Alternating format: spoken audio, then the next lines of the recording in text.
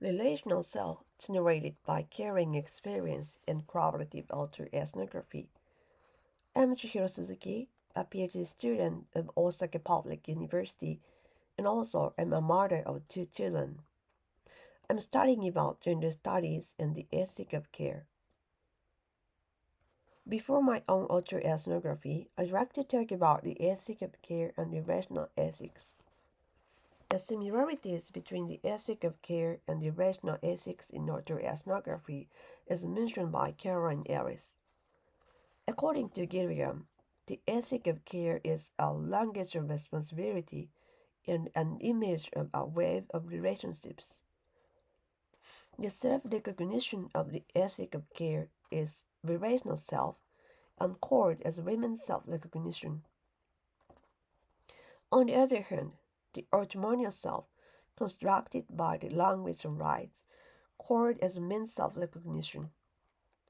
And the rational self has been seen inferior because it has been called as a women's self-recognition.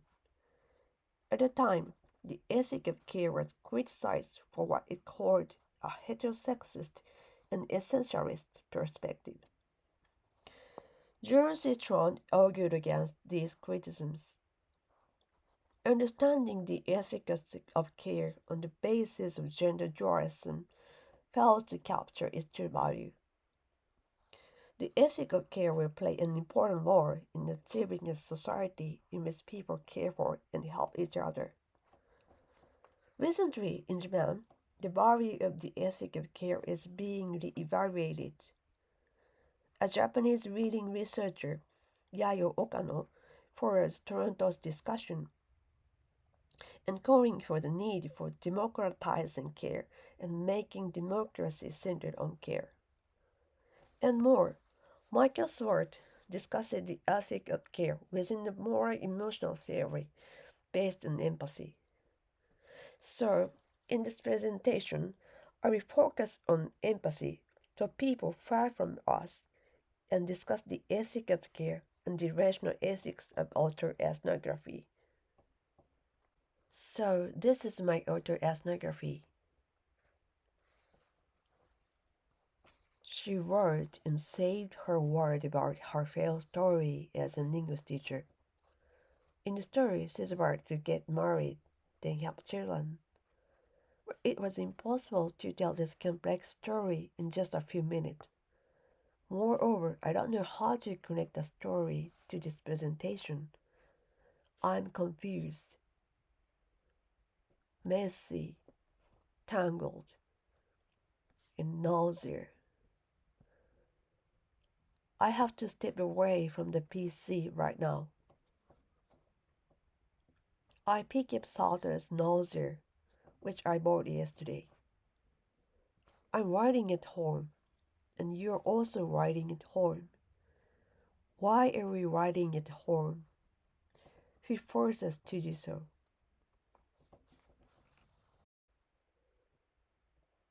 A few days before, I was taking a short video for this presentation, thinking about the relationships. Relationship with whom? I remembered a video of a young environmentalist on Twitter. Van Gogh's sunflowers splashed with tomato soup. Two young people were screaming furiously in front of it.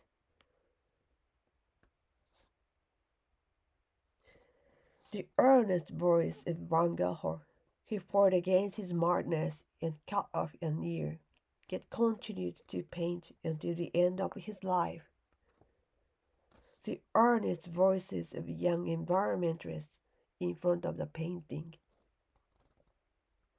Can I emphasize with the earnestness of their voices?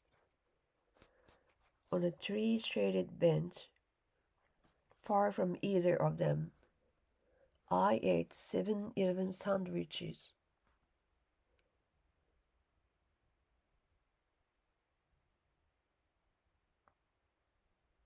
Who cares?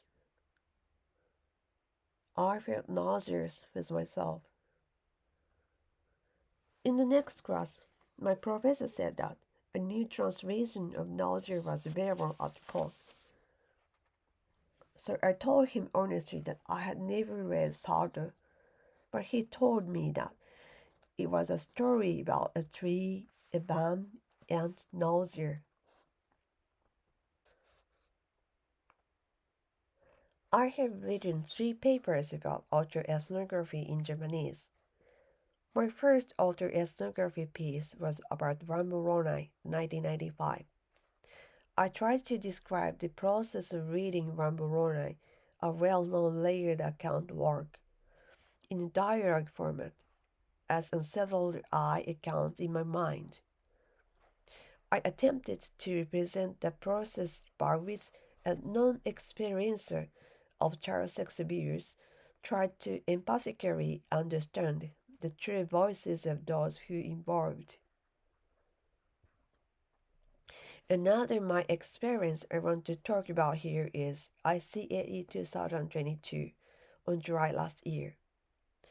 On ICAE 2022, I challenged a collaborative autoethnography with my dog. I examined whether my dog and I can be we, but it was also a question of how to empathize with others without languages. In addition, the workshop of Katrina Douglas and David Karras and the online discussion of our Japanese study group with audiences taught me the possibility of empathizing with others being far away. Autoethnography allows me to empathize with you from far away.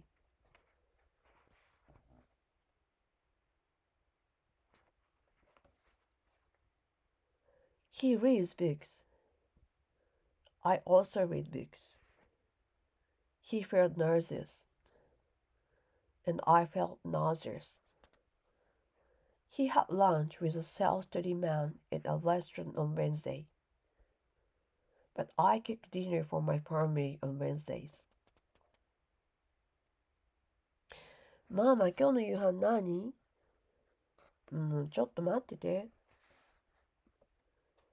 He cares about existence, but I care about whether potatoes exist in the fridge. ママ、夕飯まだ？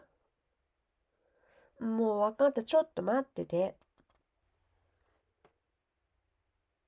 The first piece of autoethnography I read in English was Stacey Horman Jones' work, Autoethnography Making Personal Political. I've never been so excited to read an academic paper before. I am not a queer. I am a Japanese cisgender housewife and mother of 2 children. But it doesn't matter. I could so relate to every word of the work. The next piece I read was Ramburona 1995. And as I said before, after reading this piece, I tried to write my own autoethnography about the experience of reading.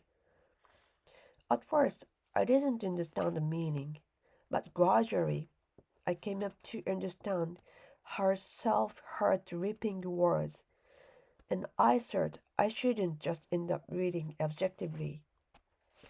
I must respond to Ramburona by my own words.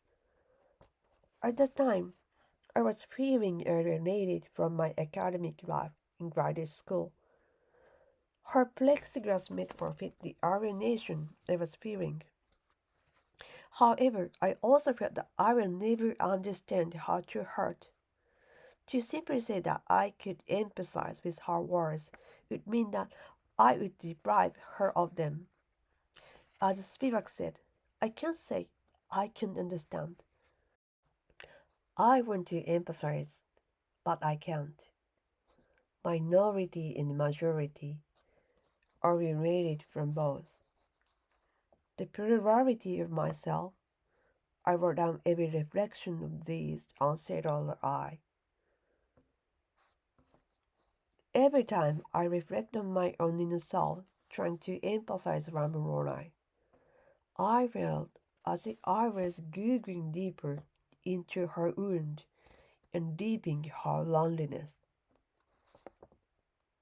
Nausea. I was constantly feeling nauseous. Fearing nausea, I was digging a hole of loneliness, vomiting myself back into the space between the walls.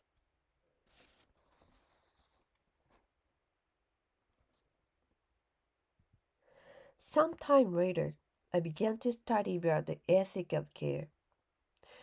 When I was sinking into the tangled darkness of language and self-reflection, the ethic of care was the anchor that held me together on the ground.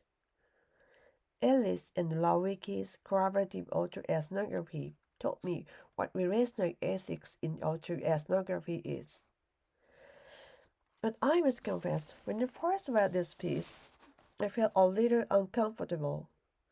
That's because I thought the part where Ellis suggested Lawiki to change his interpretation of survival experience was overstepping.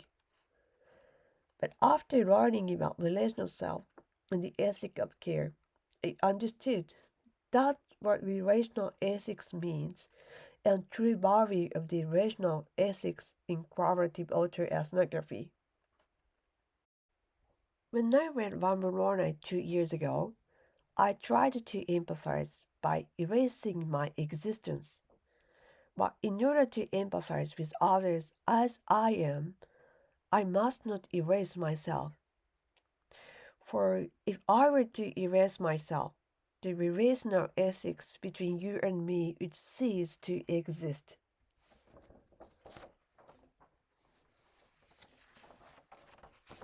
When I feel and respect my very existence of my body in my life, while responding to your very existence of your body in your life, you and I can become the relational self through empathy based on the ethic of care. We walked in the rain. We walked in the rain. We are the same. We are different. But we walked in the rain together. In the chilly rain, we walked in the rain together.